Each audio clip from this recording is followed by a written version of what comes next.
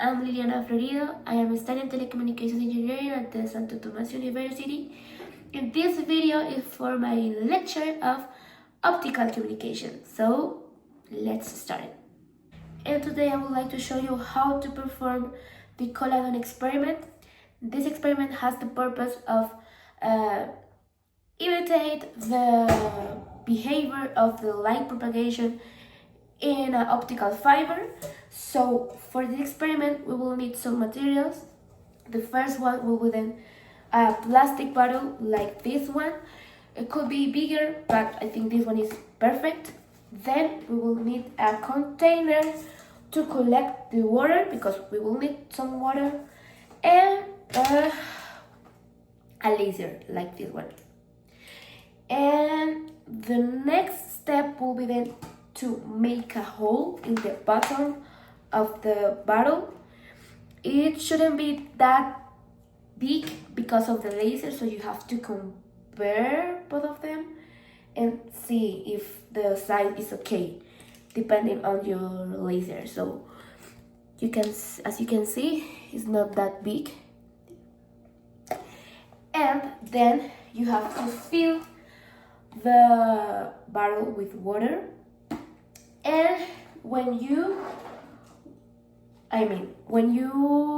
are like performing the experiment, then you have to point the laser at the hole, like to see if they are aligned, and align the laser with the water jet. That's the purpose, because the angle, the incidence angle, is really important for this experiment. So let's continue. So now the question is, how does this experiment work? Okay, we have the plastic bottle filled of water, and we have a hole right in the bottom part. Then a water jet is coming out like in this direction, and this is imitating the core of an optical fiber. Why? So we have an optical fiber. I will show you here a picture. And an optical fiber basically has two important components, let's say. So we have the core and we have the cladding. Here we are talking about the core, so to summarize, we have the core, and the core is made of glass in some cases or plastic in some cases, and we have the cladding as well. So, but what's the point in this part? The optical fiber is a waveguide, so is now the water jet. So the purpose of the water jet and the purpose of the optical core is to guide a wave, a light wave, a light ray. That's the purpose, because it's a waveguide, you know. So, one of the most important concepts, or one of the most important phenomena in this kind of propagation of light, for example, is the total internal reflection. What's the total internal reflection?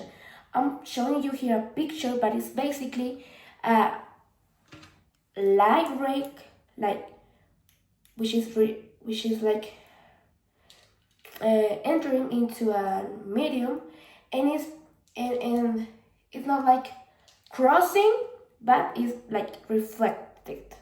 It's like reflected in like so many times, like this. Turn. Now we have here a picture. So that's the condition for the light ray to be guided. If not, we won't have the transmission or the propagation into the optical fiber, into the water jet. So for this to happen, it is important to point the ray in the right angle, in the right position. If not, we won't have that total internal reflection. This angle is called the critical angle, and we can calculate it. So, in this experiment, we have two important parameters: the refractive index 1 and refractive index 2. The refractive index 1 is for the water, and this one is 1.33, and the other one is the refractive index 2 for the air. So we have here air and water. In the case of the optical fiber, we have N1 for the core and N2 for the cladding. But let's put our attention in our experiment. So we have a way to calculate or to know the theoretical critical angle. So it is the arc sine of the N2 over the N1. So here I'm showing you. So the critical angle is arc sine of N2 over N1. So 1 over 1.33. Now we have that the critical angle is equals to 48.75 degrees. And I forgot to say something. Yes, for the total internal reflection to happen, it is important. It's like the most important part, I guess, that the N1 should be higher than the N2. If not, we won't have total internal reflection.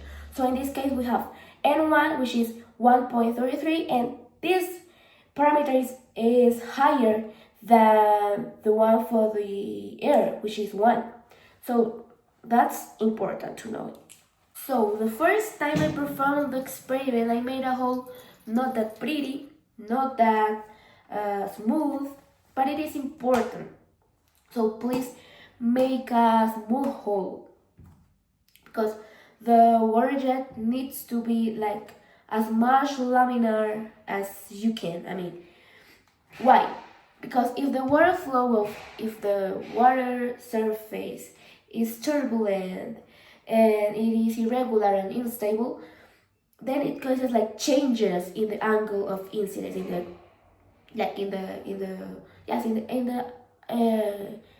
incidence angle. That's the point. So now the condition of the total internal reflection is not satisfied, and as a result, part of the light will be then like escaping the medium. We'll have some refraction, and we won't need refraction. We won't want to have either refraction or dispersion. We will need the light ray to be guided by the water jet. So that's the point. That's important. So of course we won't have a perfect hole.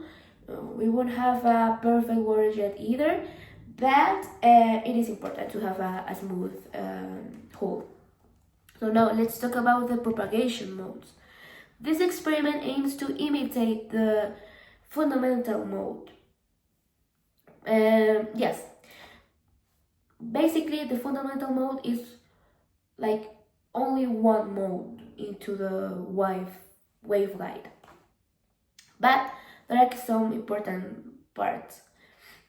When the light ray is like entering with a specific angle into the fiber or into the water jet, is not perfect. The optical fiber of the water jet has an axis, and it needs to be accurate, but it's impossible. So now we will have two kind of rays. The first one are the meridional rays, which are like this. They have like this behavior I explained before, like the reflection behavior, the walls, I mean this. But the skew rays are like helicoidal rays. I don't know if that's the word, but they're like not, the propagation mode is not like this, but like this. So they are not crossing the axis. Meridional rays are crossing the axis, but skew rays are not crossing the axis. So that's the difference. I'm showing you here some pictures of the meridional rays and the skew rays. Both are occurring and propagating at the same time, because the phenomena I explained before, because it's hard to be that accurate, you know, I mean, it's hard to be that accurate. Like, this is not the right, yes, it's hard to be that accurate. So yeah, but the important thing is that the light must be guided. That's the important part. Now I want to tell you some tips for the experiment to be better. And the first one is, maybe you can add some fluorescent dye to the water. I don't have that fluorescent, but I'm showing you here a picture. And then you can turn off the room lights to increase the visibility. You can also use a dark background to see, I mean, the light propagation. And you can also use like purified water or distilled water. Then I think it will be better for the experiment. And yes, that's it. Hope you like it, hope you learn, and hope it was clear. And thank you so much for watching this video, and see you next time.